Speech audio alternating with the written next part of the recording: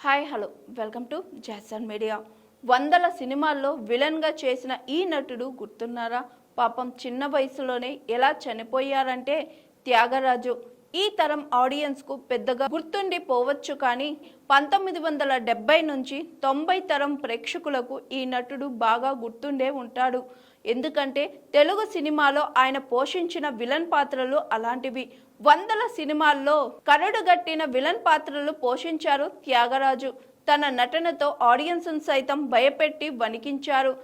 తెలంగాణలోని వరంగల్ జిల్లా హనుమకొండ ప్రాంతానికి చెందిన త్యాగరాజు స్టేజ్ పై నాటకాలు వేస్తుండేవారు. అదే సమయంలో క్రికెట్ ప్లేయర్గా కూడా రాణించారు. నాటకాలపై ఉన్న ఆసక్తితో వరంగల్లో మిత్రులతో కలిసి కాకతీయ కళా సమితి అనే సంస్థను స్థాపించారు త్యాగరాజు.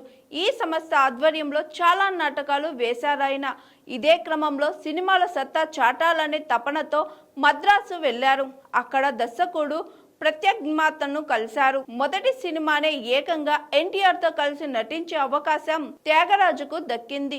1964లో వచ్చిన మంచి మనిషి సినిమాతో మొదలైన ఆయన ప్రస్థానం పల్నాటి యుద్ధం, రంగుల రాట్నం, పట్టుకుంటే 10,000, మంచి మిత్రులు, భలే మొనగాడు, అగ్నివీరుడు, రక్త సింధూరం, గండికోట రహస్యం, కొరడా రాణి, మంచి వాళ్లకు మంచివాడు, చిక్కడు దొరకడు, మహాబలుడు, పంచ కళ్యాణి, దొంగల రాణి, జాతక రత్నం, విడతం బొట్లు, సీతా కళ్యాణం, మోసగాళ్లకు మోసగాడు, జేమ్స్ బాండ్ 777 ఇలా చెప్పుకుంటూ పోతే వందలాది సినిమాలో విభిన్నమైన పాత్రలు పోషించారు త్యాగరాజు. సుమారు 25 ఏళ్ల సినీ ప్రస్థానంలో దాదాపు 130కు పైగా సినిమాలు చేశారు ఆయన. సామాజిక, జానపద, పౌరాణిక, చారిత్రక, కౌబాయ్ చిత్రాల్లో ప్రేక్షకులను భయపెట్టే ప్రతినాయక పాత్రలో గొప్పగా రాణించి వారి హృదయాల్లో చెరగని స్థానం సంపాదించుకున్నారు ఆయన.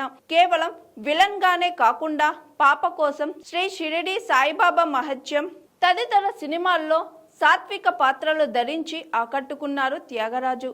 అయితే ఈ నటుడు 50 సంవత్సరాల వయసులోనే అకాల మరణం చెందారు. 1991 ఫిబ్రవరి 24న హైదరాబాద్ ఆర్టీసీ క్రాస్ రోడ్లోని అశోక్ నగర్లో ఉన్న తన సోదరి ఇంట్లో ఉండగా ఆయనకు హఠాత్తుగా గుండెపోటు వచ్చింది. చికిత్స కోసం ఆసుపత్రికి తరలిస్తూ ఉండగానే మార్గ మధ్యలోనే త్యాగరాజు తుదిశ్వాస విడిచారు. ఆయన వెండి తెరపై చివరిసారిగా కనిపించిన చిత్రం ప్రేమ ఖైదీ. ఈవివి సత్యనారాయణ తెరకెక్కించిన ఈ ప్రేమ కథ చిత్రంలో హరీష్, మాలశ్రీ హీరో హీరోయిన్లుగా నటించారు. 1991లో రిలీజ్ అయిన ఈ సినిమా సంచలన విజయం సాధించింది.